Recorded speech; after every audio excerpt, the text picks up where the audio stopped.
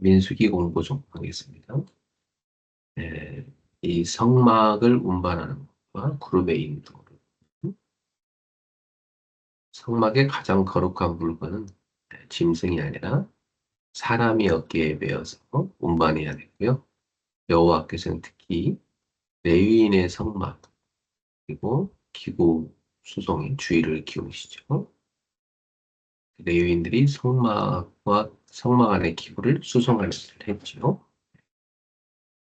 자, 그리고 구름의 인도로 보면 이 성막을 덮고 있는 구름의 움직임으로 이스라엘 진영의 이동 여부를 결정했습니다. 하나님이 시내에서 가나안으로 가는 여정 중에 어떻게 그들을 인도하실지를 보여주고 있죠. 음, 음.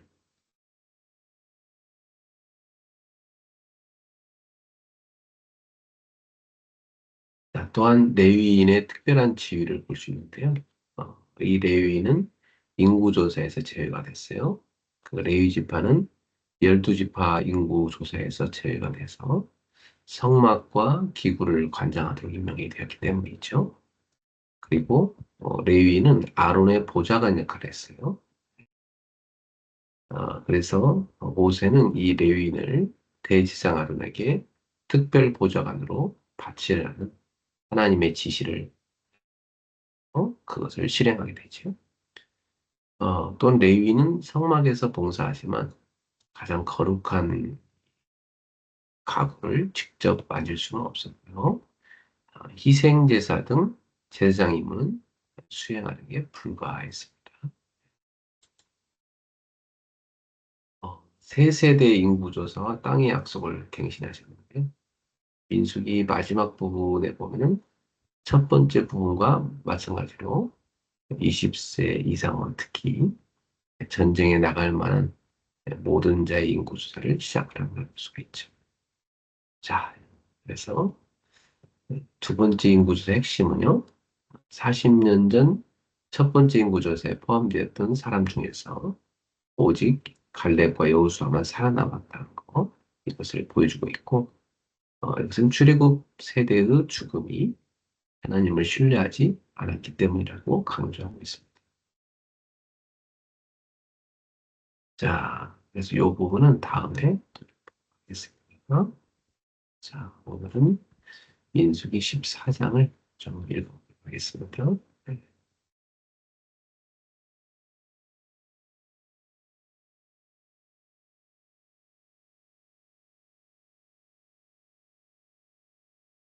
민수기 14장 여기 펼치셔서 같이 한 목소리 한번 읽어볼까요? 네. 자, 읽어보겠습니다. 온 회중이 소리를 높여 부르짖으며 백성이 밤새도록 통곡하였다. 아론 이스라엘 자손이 다 모세와 아론을 원망하여 하며 온 회중이 그들에게 이르되 우리가 애굽 땅에서 죽었거나 이 광야에서 죽었으면 좋았을 것을 어찌하여 여호와가 우리를 그 땅으로 인도하여 칼에 쓰러지게 하려 하는가. 우리 처자가 사로잡힌 일이니 애굽으로 돌아가는 것이 낫지 아니하여 이에 서로 말하되 우리가 한 지휘관을 세우고 애굽으로 돌아가자 하며 모세와 아론이 이스라엘 자손 온 회중 앞에서 엎드린지라. 그 땅을 정탐한 자 중 눈의 아들 여호수아와 여분네 아들 갈렙이 자기들의 몫을 짓고 이스라엘 자손이 온 회중에게 말하여 이르되 에, 우리가 두루 다니며 정탐한 땅은 심히 아름다운 땅이라. 여호와께서 우리를 기뻐하시면 우리를 그 땅으로 인도하여 들이시고 그 땅을 우리에게 주시리라. 이는 과연 적과 꿀이 흐르는 땅이니 다만 여호와를 거역하지는 말라. 또 그 땅 백성을 두려워하지 말라. 그들은 우리의 먹이라. 그들의 보호자는 그들에게서 떠났고 여호와는 우리와 함께 하시느니라. 그들을 두려워하지 말라.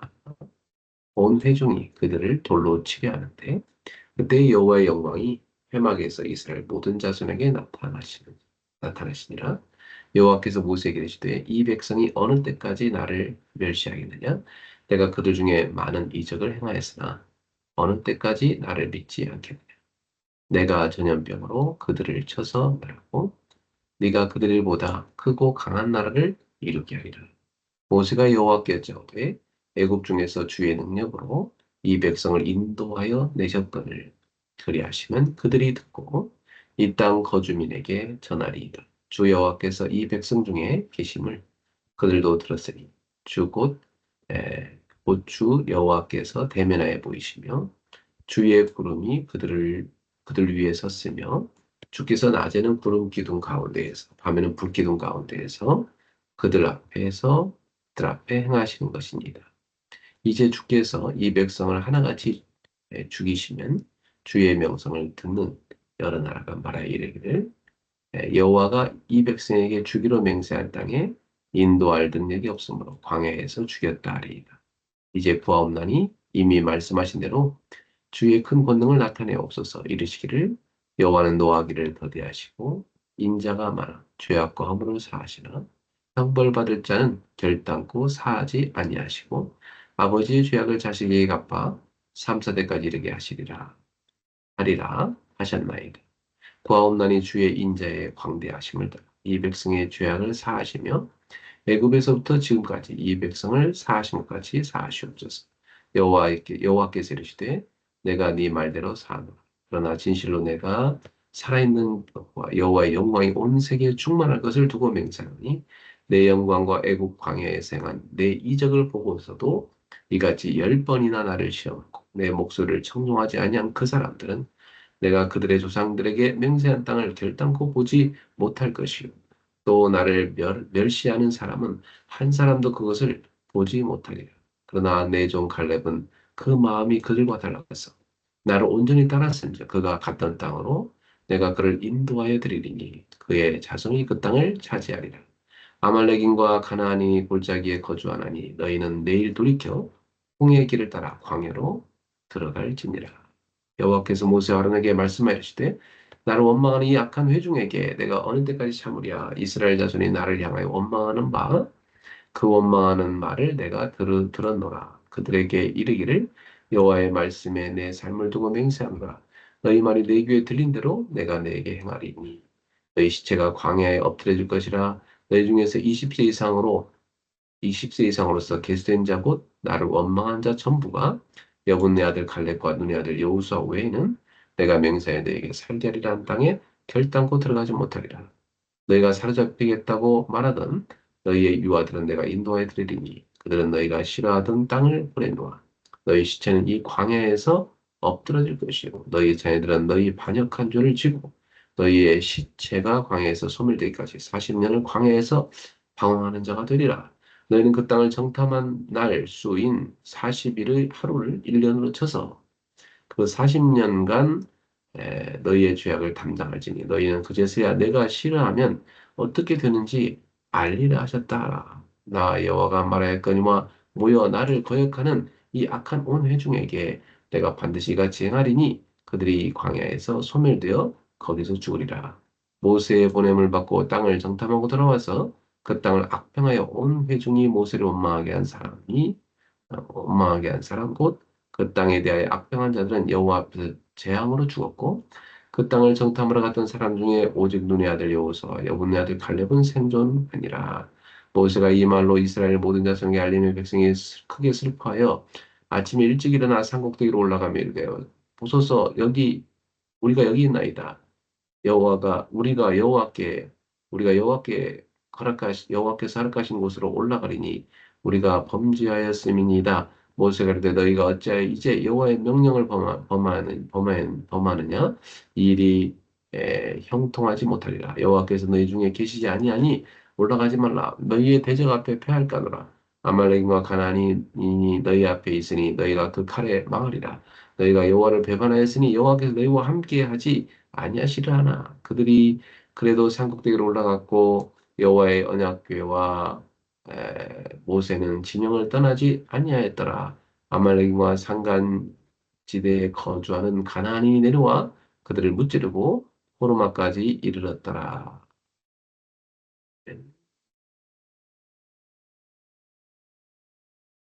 네, 참 끝까지 불신앙하는 모습을 자, 오늘의 말씀 같이 보겠습니다.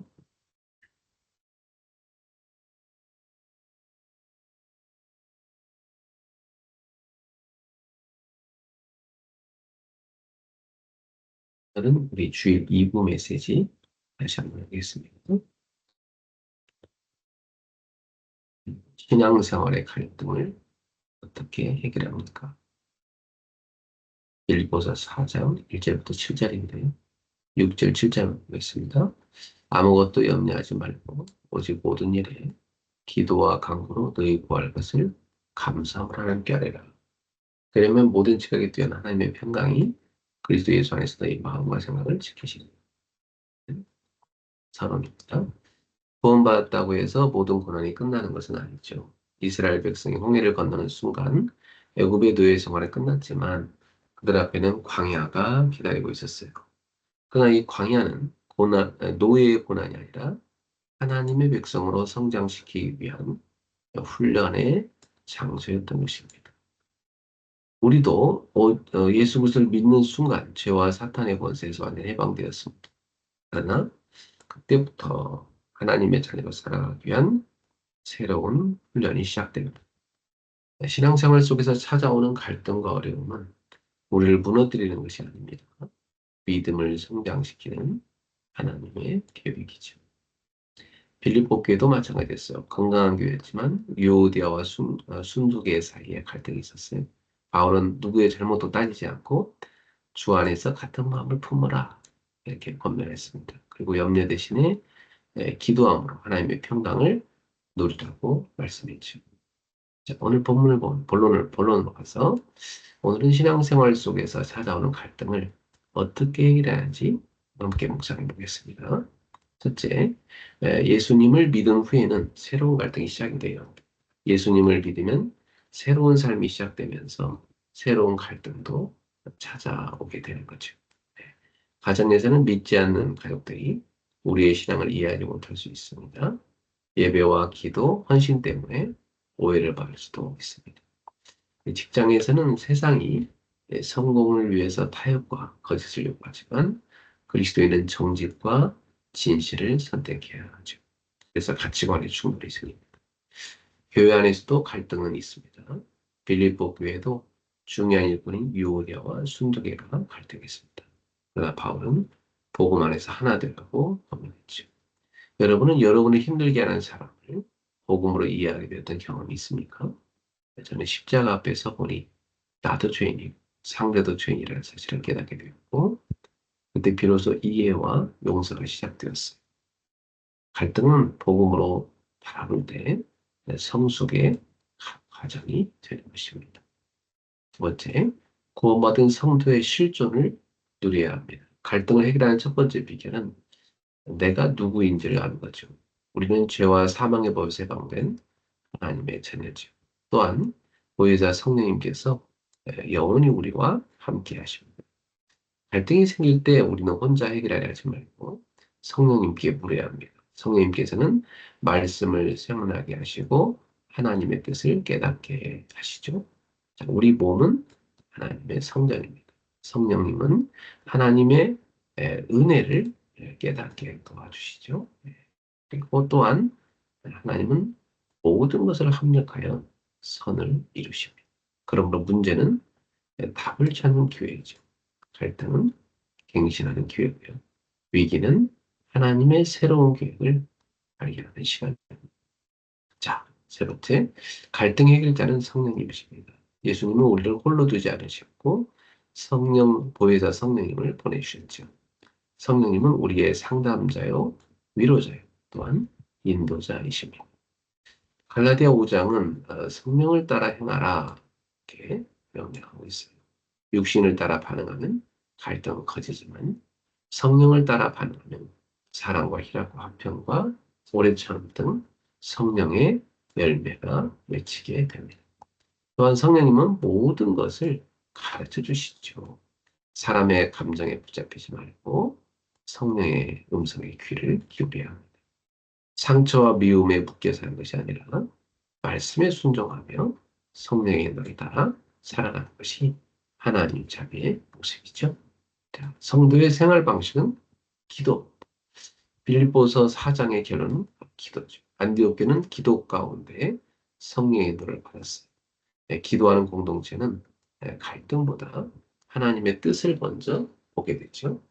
바울은 유오디아와 순두계의 갈등을 말하고 곧바로 아무것도 염려하지 말고 기도하라고 권면했어요. 사람에게 쏟아낼 말을 하나님께 알라는 것입니다. 그러면 하나님의 평강이 우리의 마음과 생각을 지켜주시는 거죠. 또한 말씀을 붙잡고 기도해야 합니다. 말씀 없는 기도는 흔들리지만 말씀을 붙잡은 기도는 하나님의 뜻을 이루게 되지요. 예수 이름으로 기도할 때 우리는 응답을 확신합니다. 갈등 속에서도 기쁨을 잃지 않게 됩니다. 결론 맺겠습니다. 여러분, 갈등은 실패가 아니라 믿음이 성장하는 과정이죠. 이스라엘에게 광야가 필요했던 것처럼 우리에게도 믿음을 성장시키는 광야 학교가 필요한 것입니다. 갈등은 성령의 인도를 배우는 시간이죠. 사람의 방법이 아니라 성령님의 인도를 따라 하나님의 계획을 발견하게 되는 것입니다. 또한 갈등은 새로운 답을 찾는 기회죠. 갈등은 우리를 넘어뜨리기 위한 것이 아니라 더 큰 그릇으로 세우시려는 하나님의 시간표입니다. 혹시 지금 신앙생활 속에서 갈등을 겪고 있다면 낙심하지 마십시오. 새로운 응답의 시간표가 시작되었구나. 하나님께서 나를 더 성숙하게 하시는 과정이구나. 이렇게 믿음으로 받아들이시기 바랍니다. 그리고 아무것도 염려하지 말고 기도하십시오. 하나님께서 모든 것을 합력하여 선을 이루시고 여러분을 더욱 성숙한 사람으로 세워 주실 것입니다. 기도하겠습니다. 사랑의 하나님 아버지, 신앙생활 가운데 찾아오는 갈등을 두려워하지 말게 없게 하시고 낙심하지 않게 하옵소서. 그것이 믿음을 성장시키는 하나님의 훈련이며 새로운 응답의 시간표임을 깨닫게 하옵소서. 사람의 감정이 아니라 성령님의 음성에 귀를 기울이게 하시고 말씀을 붙잡고 기도함으로 하나님의 평강을 누리게 하옵소서. 모든 갈등 속에서도 합력하여 선을 이루신 하나님을 신뢰하며 날마다 더 성숙한 믿음의 사람으로 세워지게 하옵소서. 예수 그리스도의 이름으로 기도드립니다. 자, 오늘의 성과 암송은 이사야 53장 9절입니다. 그가 찔림은 우리의 허물 때문에, 그가 상은 우리의 죄악 때문이라. 그가 징계를 받으면 우리는 평안을 누리고, 그가 채찍에 맞으면 우리는 나음을 받는다. Isaiah 53, verse 5. But he was pierced for our transgressions. He was crushed for our iniquities. The punishment that brought us peace was upon him, and by his wounds we are healed. 자, 기도 수첩은요, 유럽과 세계 전도자의 25팀 구성입니다. 어제는 24팀이었죠. 네. 바울이 회당에 들어가 석 달 동안 담대히 하나님 나라에 건너며, 하나님 나라에 관하여 강론하며 건면한다.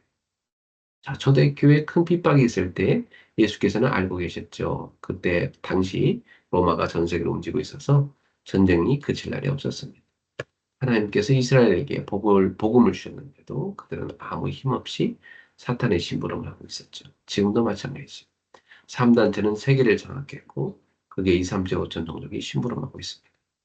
교회도 종노릇을 하고 있죠. 이때 예수님께서는 하나님 나라에 대하여 40일을 설명하셨어요. 이 말을 바울만 알아들었죠.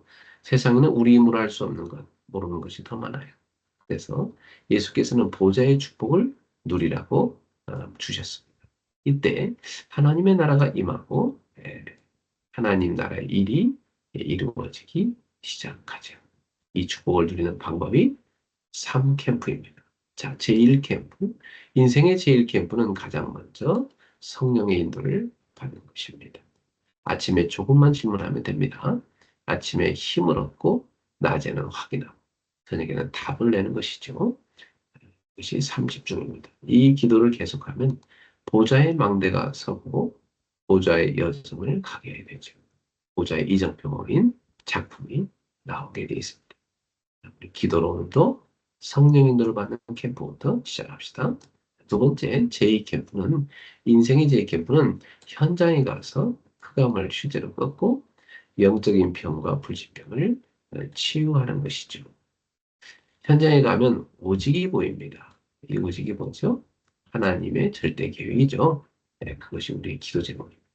이 현장에 갈 때 보이는 거죠. 네.